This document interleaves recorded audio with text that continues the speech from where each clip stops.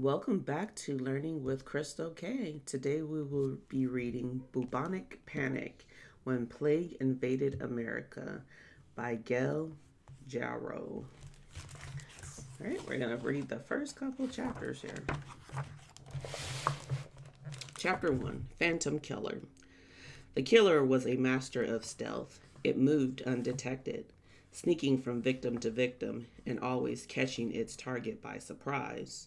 Their end usually came after 3 or 4 horrific days of suffering. For a few, the ones spared that agony, life drained away in hours. In the beginning, the killer traveled slowly, but before long, it stormed through cities, towns, and the countryside on a rampage, leaving behind more death than anyone had ever seen. Terrified, many people fled, abandoning their homes and neighbors and even their families. The killer's signature was unmistakable, though it went by different names: the plague, the pestilence, the great mortality, the black death. If you were a victim, you felt sick within 2 to 6 days. First came the high fever, throbbing headache, achiness, weakness, chills, and sometimes nausea and diarrhea. These symptoms weren't unusual at a time when countless maladies and diseases afflicted humans, but when you saw the grotesque swellings, you knew your body had been attacked. The painful lumps under your skin seemed to pop out overnight. You'd find one or more, usually in your armpits, on your neck, or in your groin, called buboes, from the Greek word for groan. The swellings were often the size of a chicken egg. They could grow as large as an orange. At least three of every 4 victims developed buboes. You were lucky if you were one of them. Even though the bubonic form of the plague was fatal for 40 to 60% of victims, it was your best chance of surviving. Your odds were far lower if you had systemic plague. The early symptoms were similar to bubonic, but instead of buboes, you saw dark purple blotches on your skin from bleeding under the surface. In some places, blood flow was disrupted, particularly on your nose, fingers, or toes. Gangrene might set in and turn your skin black. Your organs failed. Systemic victims rarely recovered. The killer had a third way to slaughter its victims: with pneumonic plague. You felt ill 1 to 4 days after the attack. You had a high fever, chest pain, and a cough. You struggled to breathe. You spit up blood. A red froth surrounded your lips. Within a couple of days or even hours, you'd be gone. Death might come so fast you go to bed healthy and never wake up. Like phantom haunting the land, the killer took the lives of the lowliest beast to the greatest human leaders. It was powerful enough to defeat mighty armies, change history, and determine the fates of countries and their people. Nothing stopped it. The wisest physicians were no match. Potions and remedies failed to cure. Prayers and incantations couldn't slow the murderous advance. And while millions died, the killer's secret remained hidden. So these are some of the pictures here. Signs of plague. Bubonic plague victims develop swollen lymph nodes called buboes, usually in the groin, neck, and armpit. Purple blotches appear when plague bacteria damages blood vessels, resulting in bleeding under the skin. As blood flow is disrupted, tissue dies. The fingers and toes have turned black from gangrene and will have to be amputated. Chapter 2 Pandemic. The sick left to die, corpse pile high, cities decimated. 1,500 years ago, a devastating disease cut a swath of death across the world. Survivors wrote of the dark days when the whole human race came near to being annihilated. Epidemics had overpowered mankind before, though their causes would never be known for certain. But this time, the scourge left incriminating clues on the victims' bodies, and the witnesses to the carnage would never forget them. In the year 542, the historian Proculus wrote the horror in Constantinople, now called Istanbul, in Turkey. The bustling city of 500,000 residents was the capital of the Byzantine Empire, the eastern half of the Roman Empire. In gruesome detail, Proculus described a new mystifying disease that started with sudden fever. Soon, bubonic swelling and black blisters appeared. He saw people vomiting blood and dying a few hours later. Some victims, he wrote, fell into a deep coma, with others a violent delirium that caused them to run out of their houses, crying out at the top of their voices.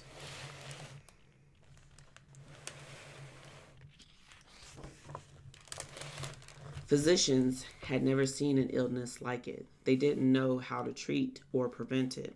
Most people believed there was little anyone could do about the pestilence. God sent it as punishment for their wicked, sinful behavior. All work stopped. Fields lay untended and animals unfed. Markets closed. Those who endured the disease died of starvation. Bodies lay unburied and rotting for days in Constantinople streets, because no friends or family were left alive to place them in tombs. In a nearby city, grave diggers ran out of vacant earth in which to bury the dead.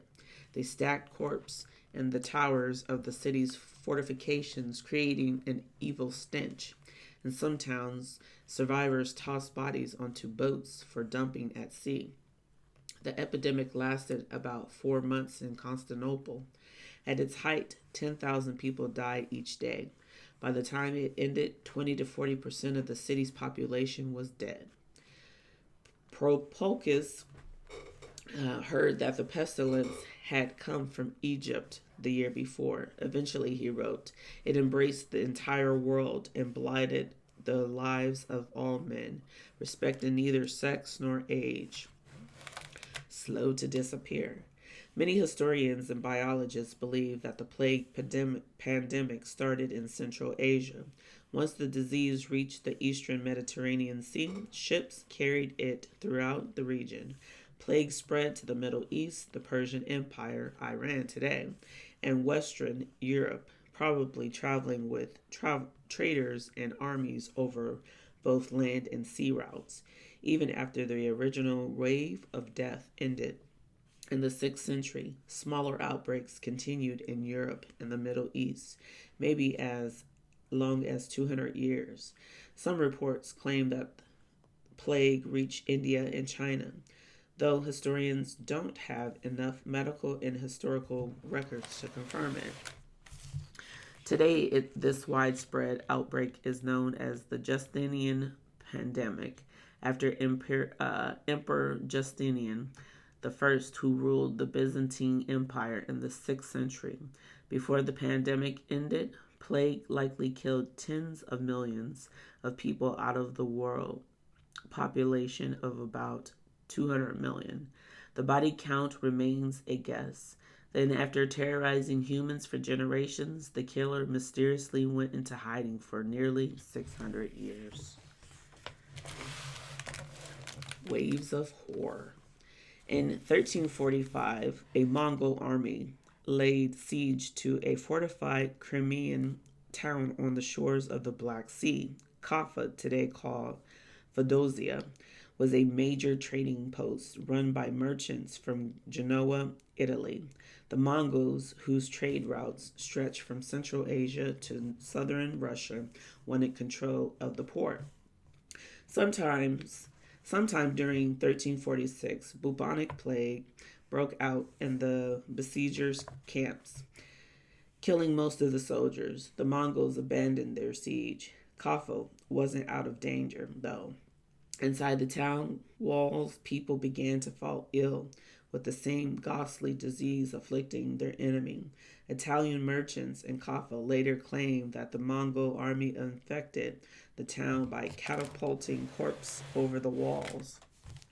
The plague raging in Kaffa, some of the Italians fled the epidemic on ships, but there was no escape.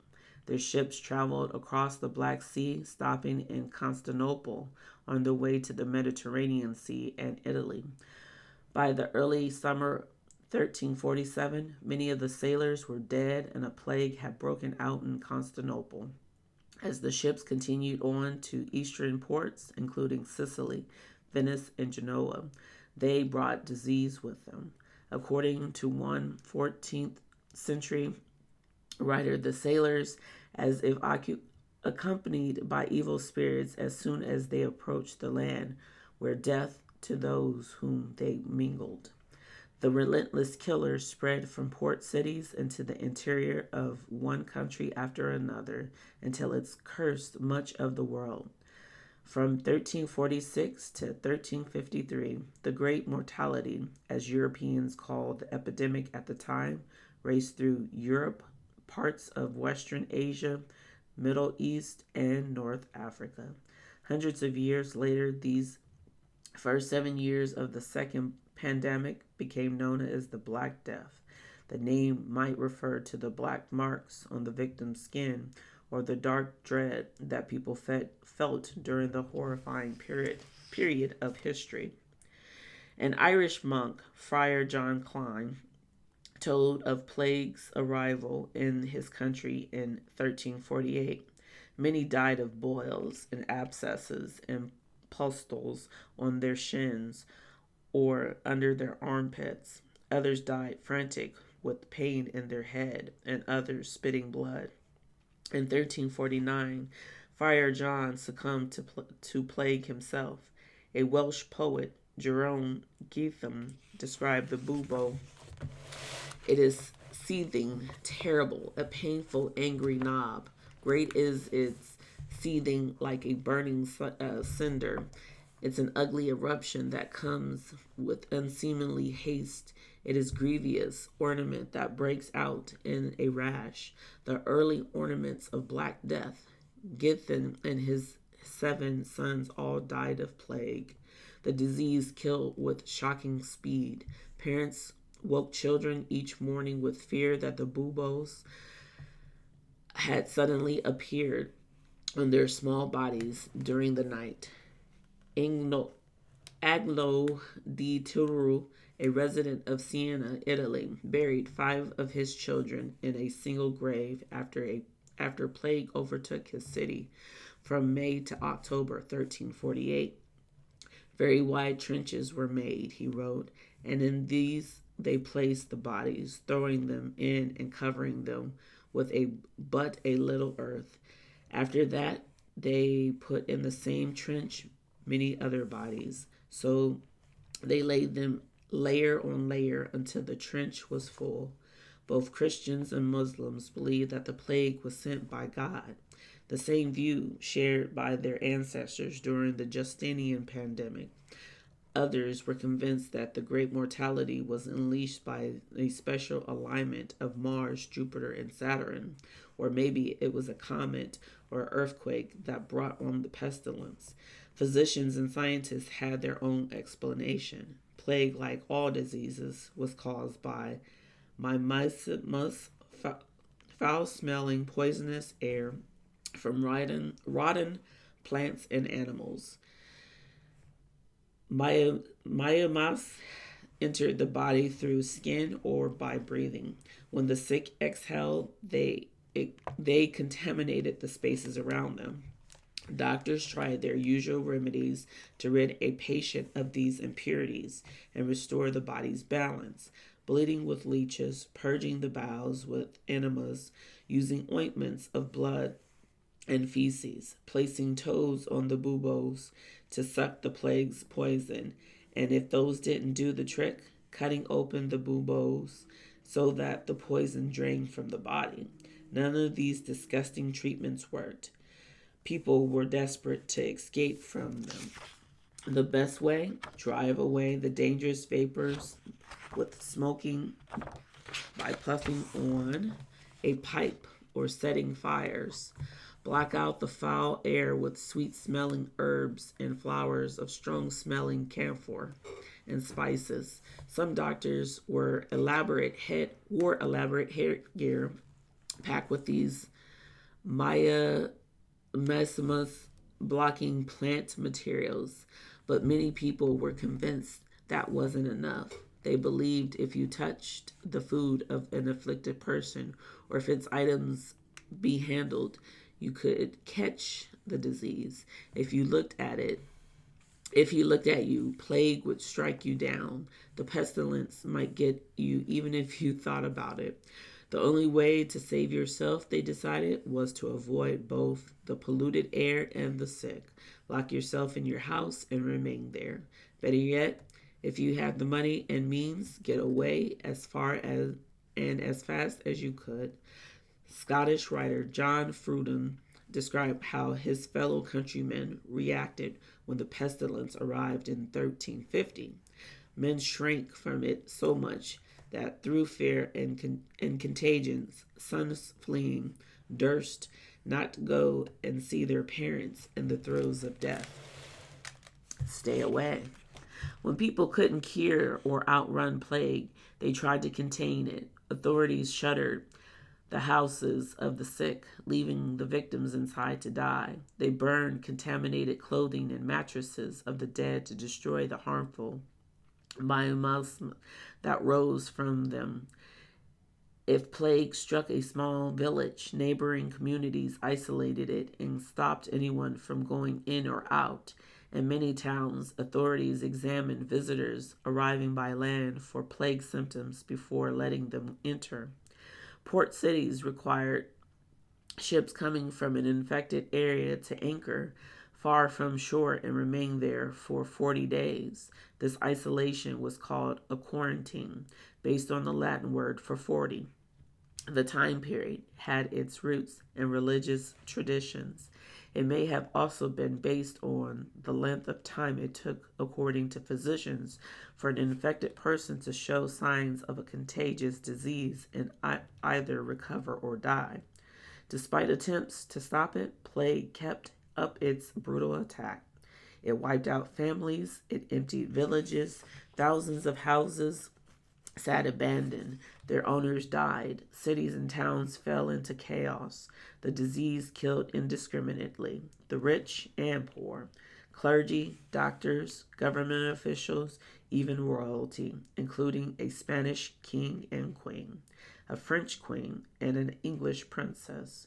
People felt helpless, and soon they looked for someone to blame. Christians and Muslims blamed each other. Both groups blamed Jews. In Switzerland, France, Germany, and Italy, thousands of Jews were massacred, accused of poisoning wells with plague to murder Christians. The accusers didn't seem to notice or care that Jews were dying of plague too. The death count. Where and when did the second pandemic start before plague arrived in Kaffa? The truth is buried in the past. Reliable records from many parts of the world are limited, and their writers did not describe disease symptoms the same way they recognize today.